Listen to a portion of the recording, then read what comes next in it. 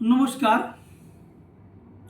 আজকে বহুদিন পর একটু চাপ মুক্ত হয়েছি, কাজে ব্যস্ত ছিলাম। তাই ভাবলাম মনটা ভালো আছে,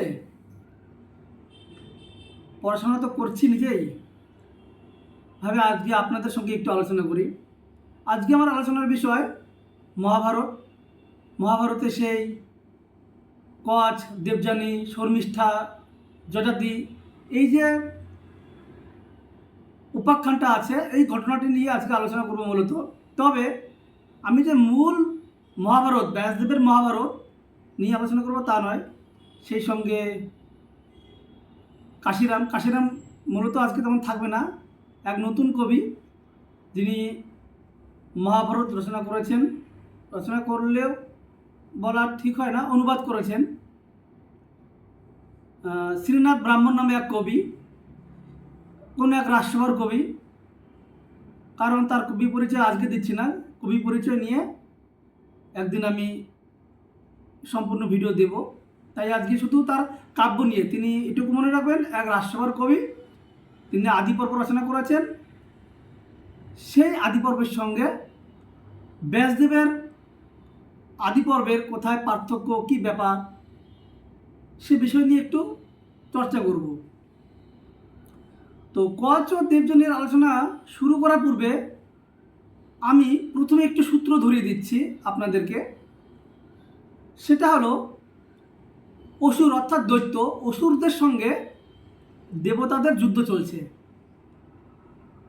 তুমুল যুদ্ধ। সেই যুদ্ধে অসুর পক্ষের কেউ যদি মারা যায়, অসুরদের গুরু শুক্রাচার্য তাদেরকে কিন্তু মৃত সঞ্জীবনী বিদ্যা প্রয়োগ করে বাঁচিয়ে তুলছেন। কিন্তু অপরপক্ষে যখন দেবতাদের কেউ মারা যাচ্ছেন, তাদেরকে কিন্তু কেউ বাঁচিয়ে তুলতে পারছেন না, কারণ দেবতাদের যে গুরু বৃহস্পতি, তার সেই শক্তি নেই, অর্থাৎ তিনি মৃত সঞ্জীবনী বিদ্যা জানেন না। মহা মুশকিল। এবার দেবতারা মিলে কি করা যায়, আমাদের সৈন্য মারা গেলে বা এইভাবে মরতে থাকলে আমরা তো পরাজিত হব, আমাদের সৈন্যকে তো বাঁচিয়ে তুলতে হবে। অসুরদের সৈন্য তো বেঁচে উঠছেন তাদের গুরু শুক্রাচার্যের কৃপায়। ফলে তারা সকলে মিলে একটি পদক্ষেপ নিলেন যে না, এবার আমরা আমাদের গুরু বৃহস্পতির পুত্র কচকে দিয়ে মৃত সঞ্জীবনী বিদ্যা শেখাবো। ফলত এই দেবগুরু বৃহস্পতির পুত্র কচ যখন দেবতাদের অনুরোধে দৈত্যগুরু শুক্রাচার্যের কাছে মৃত সঞ্জীবনী বিদ্যা শেখার জন্য আসেন, তখন কচ কি করলেন, গুরুকে খুশি করার জন্য গুরুপুত্রী দেবযানীকে নিজ গুণে মুগ্ধ করেন। কচ নির্দিষ্ট উদ্দেশ্য নিয়ে আচার ও ইন্দ্রিয় সংযমের দ্বারা কঠোর ব্রহ্মচর্য পালন করে নানা বিদ্যার্জন করতে থাকেন সেই গুরুগৃহে, অর্থাৎ শুক্রাচার্যের গৃহে। কিন্তু কচের চারিত্রিক বৈশিষ্ট্যে দেবযানী শুধু মুগ্ধ হলেন তা নয়, কারণ কচ দেবযানীকে এমনভাবে সাহায্য করেন যে আমি এখন পূজায় বসবো, সঙ্গে সঙ্গে তাকে ফুলের ডালা, তারপর জল, দেবতাদের যে ভোগ, সমস্ত কিছুই তাকে সামনে এগিয়ে দিতেন, নানান ধরনের সেবা করতেন। এই সেবায় দেবযানী মুগ্ধ হলেন তা তো আমরা জানি, কিন্তু শুধু মুগ্ধ হয়ে থেমে থাকেননি, তিনি তাকে কামনা করতে শুরু করেন, অর্থাৎ তাকে ভালোবাসতে শুরু করেন। এটি মূল মহাভারতের ঘটনা, অর্থাৎ ব্যাসদেবের মধ্যে সেটা আছে। সেখানে দেবযানী প্রথম থেকেই কচের প্রতি দুর্বল ছিলেন, অর্থাৎ মূল মহাভারতে। তাই তো আমরা দেখি যতবার দানব, অর্থাৎ সেই অসুরদের হাতে কচের মৃত্যু হচ্ছে, ততবারই দেবযানী তার পিতা অর্থাৎ শুক্রাচার্যকে বলছেন যে তুমি আমার কচকে বাঁচিয়ে দাও, কারণ তিনি কচকে ছাড়া প্রাণ ধারণ করতে পারবেন না। এমনকি কচ ব্যতীত সে যে মৃত এ কথা বেশ কয়েকবার তিনি পিতা শুক্রাচার্যকে জানিয়েছেন। কিন্তু কোচবিহারের কবি শ্রীনাথ, আমি বলেই দিলাম আমাদের কোচবিহার রাষ্ট্রপতি কবি শ্রীনাথ, সেই শ্রীনাথ নিয়ে অন্য একদিন আলোচনা করব। এই শ্রীনাথ ব্রাহ্মণ দেবযানীর এই কামনার কথা প্রথমেই স্বীকার করেননি, কারণ তিনি গুরুপুত্রী আর গুরু পিতা সমান। তাই এই কবি শ্রীনাথ দেবযানী ও কচের সম্পর্ককে ভাই বোন কিংবা বন্ধুর মধ্যে সীমাবদ্ধ রাখতে চেয়েছেন। সেখানে তিনি বলেছেন, আমরা সেই শ্রীনাথের কাব্যে পাই, সর্বদা করই দেবযানীক সৎকার, ফল মূল পুষ্পানি দেয় উপহার। বশ হইল দেবযানী কচের গুণত, সখী বন্ধু ভাই যেন মানয় মনত।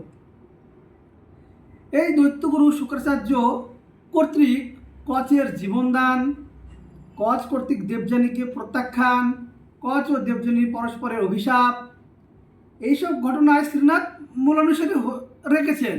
সেখানে শুধু শ্রীনাথ মোটামুটি সব ব্যাসদেবকে অনুসরণ করেছেন। শুধু এই ঘটনায় যেহেতু দেবযানী গুরুর কন্যা, তাই গুরুর কন্যা গুরু পিতার সমান, গুরুর কন্যা তাকে বোন হিসেবে দেখছেন, বা বড়দের বন্ধু হিসেবে আমরা দেখি, বন্ধু হিসেবে তাকে মান্যতা দিচ্ছেন। এই বিষয়টা খানিকটা বলতে গেলে কিঞ্চিত পরিবর্তন, কিন্তু এর পরবর্তীতে পরিবর্তন আরও বেশি লক্ষ্য করি। সেটি হলো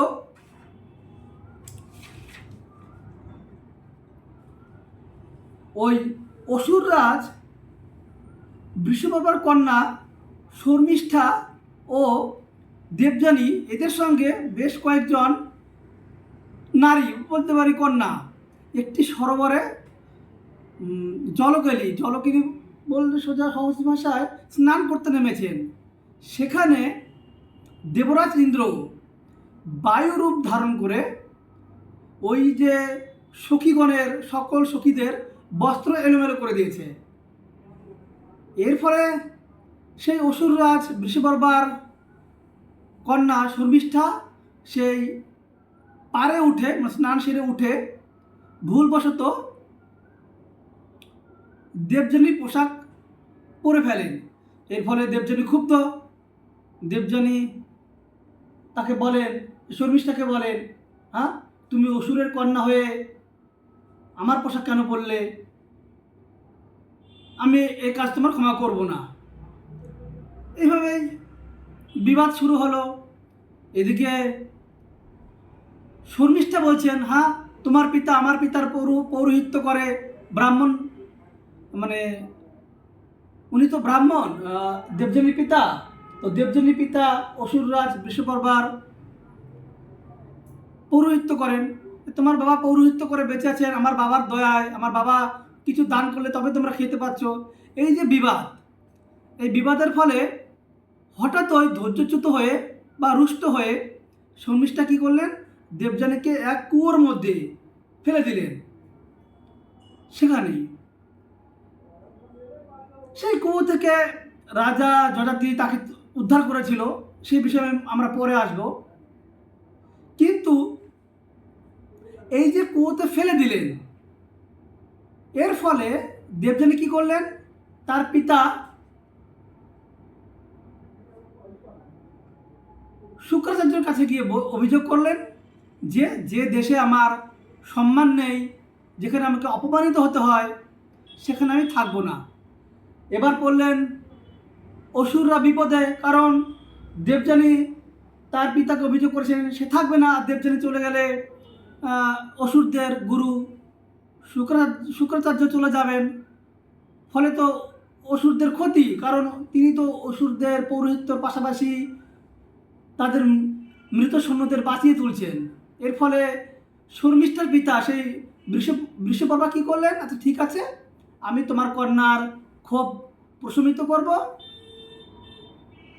এর ফলে বহু দাস দাসী, এমনকি নিজ কন্যা শর্মিষ্ঠাকেও দেবযানীর দাসীতে দাসী বানিয়ে রাখলেন, দাসীতে পরিণত করলেন, যে আমার কন্যা তোমার দাসী হয়ে থাকবে, তোমরা দেশ ত্যাগ করো না, তোমরা থেকে যাও। ব্যাস, এই যে দাসী হলেন, দাসী হয়েই মানে শর্মিষ্ঠা দাসী হলেন দেবযানীর, এখানে কিন্তু মূল মহাভারতে সেই প্রতিশোধের ক্ষোভ মিটে যাচ্ছে, এখানে সেই প্রতিশোধ সমাপ্ত হয়। এরপর কি হলো,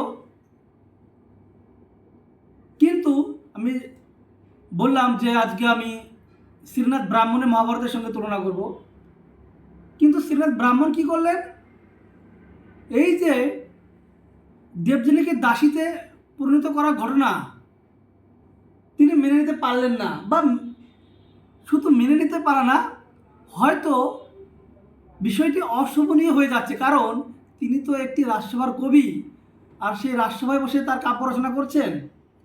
এবার সেই বৃষপর্বত একজন রাজা, রাজার কন্যাকে দাসীতে পরিণত করা, এটা একটা অশোভনীয় কাজ মনে হচ্ছে। তাই শ্রীনাথ ব্রাহ্মণ কি করলেন, দেবযানীকে বাবা শর্মিষ্ঠাকে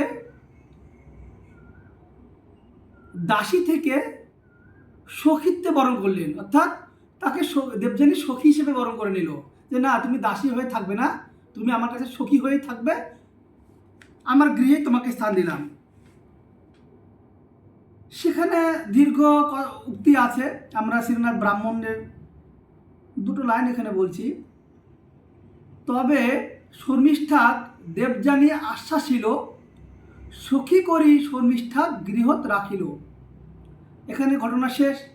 এখানেও কিঞ্চিত পরিবর্তন, মানে মূল মহাভারত হচ্ছে শর্মিষ্ঠাকে দাসীতে পরিণত করা হয়, আর শ্রীনাথ ব্রাহ্মণ তাকে দাসী থেকে সখীত্বে উত্তরণ করলেন। ব্যাস, এখানে সামান্য কিছু পরিবর্তন। এবারে যে মূল পরিবর্তন, মানে এখানে বলতে গেলে অনেকটাই পরিবর্তন করেছেন।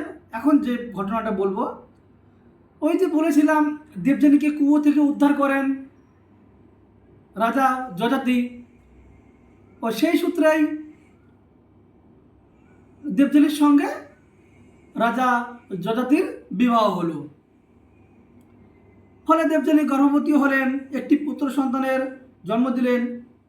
কিন্তু বহুকাল পরে সেই দাসী, যাকে তিনি সখী করে রাখলেন, শর্মিষ্ঠা ঋতুমতী হলেন। এখন তিনি ঋতু রক্ষার জন্য কি করেন, ভেবেচিন্তে তিনি রাজা যযাতির শরণাপন্ন হলেন। এখানে মূল মহাভারতে লক্ষণীয় বিষয়, মূল মহাভারতে এই যে শর্মিষ্ঠা নানা যুক্তি দেখিয়ে অতি সক্রিয় হয়ে, নিজেই অতি সক্রিয় হয়ে নানা যুক্তি দেখিয়ে রাজা যযাতির সঙ্গে মিলিত হলো এবং সে গর্ভবতী হলো। এটা হচ্ছে মূল মহাভারতে। কিন্তু শ্রীনাথের কাব্যে আমরা কি লক্ষ্য করি, সেখানে দেখি শর্মিষ্ঠা নয়, রাজা যযাতি অতি সক্রিয় হয়ে ওঠেন। কারণ শ্রীনাথের কাব্যে রাজা যযাতি শর্মিষ্ঠার রূপে মুগ্ধ হয়ে নিজেকে সামলে নিতে পারছেন না, মানে সংবরণ করতে পারছেন না, তিনি মিলিত হবার জন্য ব্যাকুল। সেখানে দীর্ঘ আলোচনা আছে, আমি সেখানে বলছি না, আমি সামান্য একটা অংশ উল্লেখ করছি ওই শ্রীনাথের কাব্য থেকে। সেখানে রাজা যযাতি শর্মিষ্ঠাকে বলছেন, রাজা বলে কহ বৃষপর্বার নন্দিনী, ভালে কি তোমার কাল যায় বিলাসিনী, নবীন যৌবন তোর প্রথম বয়স, কামি কি তোমার মনে দেয় কিছু ক্লেশ। অর্থাৎ যযাতি বলছেন, তুমি কি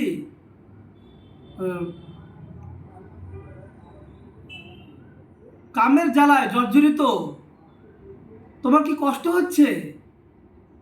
মানে আমি তোমার সেই কষ্ট নিবারণ করতে পারি। মানে সেখানে রাজা যযাতি চাচ্ছেন যে আমাদের মিলন হোক, কিন্তু যযাতির একটি বিপদ, একটি ভয়, সেটি হচ্ছে গিয়ে তার শ্বশুর, সেই যে দৈত্যগুরু শুক্রাচার্য। কারণ সেই শুক্রাচার্যের কন্যা দেবযানীকে যখন রাজা যযাতি বিবাহ করেন, তখন কিন্তু দেবযানীর পিতা শুক্রাচার্য বলে দিয়েছিলেন যে তুমি এই দাসীকে অন্ন বস্ত্র দিয়ে পালন করবে, কিন্তু কখনোই ভুলে এই দাসীর শয়ন কক্ষে যাবে না, কিংবা দাসীকে তোমার শয়ন কক্ষে আনবে না, অর্থাৎ তোমরা মিলিত হবে না। কিন্তু আমরা কি লক্ষ্য করলাম শ্রীনাথের কাব্যে? এক, অতি সক্রিয়তা রাজার। দ্বিতীয়, তার সৌন্দর্য। এমনকি রাজা সেখানে বলছেন, রাজা বলে, রাজপুত্রী শুনিও শর্মিষ্ঠা, রূপে গুণে কুলে তুমি সবাতে বিশিষ্টা, তুমি হেন নারীরত্ন ভাগ্যবশে পাই, শুক্রের বচন শরীর না দেখি উপায়। রাজা যযাতি শর্মিষ্ঠার সঙ্গে মিলিত হওয়ার জন্য ব্যাকুল। তিনি সেখানে তার কিন্তু সেখানে একটাই বাধা, এর আগেও বললাম, তার শ্বশুর মশাই। কিন্তু এই যযাতি মহা শক্তিশালী শুক্রাচার্যের আদেশকেও অতিক্রম করেছেন শর্মিষ্ঠার সৌন্দর্য মুগ্ধ হয়ে। এখানে শ্রীনাথ নারীর সৌন্দর্যকেই বড় করে দেখিয়েছেন, অর্থাৎ পুরুষের দ্বিধা দ্বন্দ্ব নারীর সৌন্দর্যের কাছে হার মানতে বাধ্য হয়েছে, এটা দেখিয়েছেন শ্রীনাথ। কিন্তু মূল মহাভারত আমরা কি পাই? শর্মিষ্ঠা নানা যুক্তি দিয়ে ব্যাখ্যা করে বুঝিয়েছে যে তোমার সঙ্গে আমার মিলনে কোনো বাধা নেই, তুমি আমার সঙ্গে মিলিত হও এবং আমার ঋতু রক্ষা করো। এই যে পার্থক্য নিঃসন্দেহে আমাকে বা আমাদেরকে স্পর্শ করে। এখানে সেই সৌন্দর্যের ব্যাখ্যা, অসাধারণ ব্যাখ্যা দিয়েছেন কবি শ্রীনাথ। এই বিষয়টি আজকে আলোচনা করলাম। এরপর ধীরে ধীরে সত্যবতী, পরাশর, এই বিষয়গুলো নিয়ে আলোচনা করব। এমনকি এই শ্রীনাথের কাব্যে শকুন্তলার যে উপাখ্যান, সেখানেও কিছু পরিবর্তন আছে, তা আমরা অন্যদিন আলোচনা করব। আজকে এই পর্যন্তই রাখলাম। মূলত আমি এখানে বলতে চেয়েছি যে শ্রীনাথ কীভাবে নারীর সৌন্দর্যকে বড় করে দেখিয়েছেন, যে নারীর সৌন্দর্যের কাছে একজন পুরুষের দ্বিধা দ্বন্দ্ব সমস্ত হার মেনেছে। এমনকি সেই মহাশক্তিশালী শুক্রাচার্যের আদেশকেও অমান্য করেছেন সেই নারীর সৌন্দর্য মুগ্ধ হয়ে। এই যে দেখার দৃষ্টিভঙ্গি, এই দৃষ্টিভঙ্গি আমাদের অবশ্যই স্পর্শ করে। এই বিষয়ে শ্রীনাথের অবদান অনস্বীকার্য। এই শ্রীনাথ সম্পর্কে আমাদের বাংলা সাহিত্যের বিখ্যাত ইতিহাস রচয়িতা সুকুমার সেন, অসিত কুমার বন্দ্যোপাধ্যায়, মনীন্দ্রমোহন বসু, খাঁ চৌধুরী, আমানুল্লাহ সকলেই মন্তব্য করেছেন। সে বিষয় নিয়ে আমরা তার কবি পরিচয় নিয়ে যেদিন আলোচনা করব সেদিন আমরা বলবো। আজকে এখানেই থাক। আপনারা সকলেই ভালো থাকবেন। নমস্কার।